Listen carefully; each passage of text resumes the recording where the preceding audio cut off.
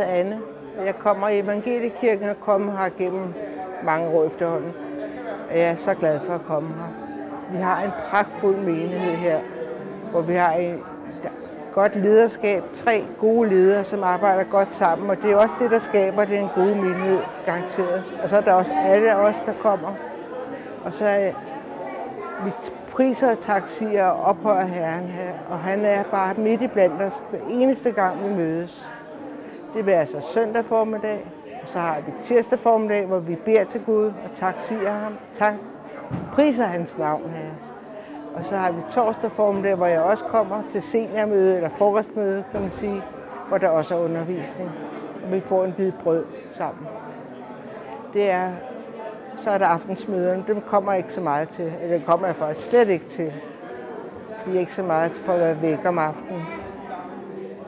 Så har vi møder i vores små kredse rundt omkring, hvor jeg har også en lille kreds, vi kommer, og vi mødes en gang om måneden. Og det er også værdifuldt at mødes i små samlinger og dele, hvad vi har på hjertet, og dele Guds ord. Det er rigtig godt.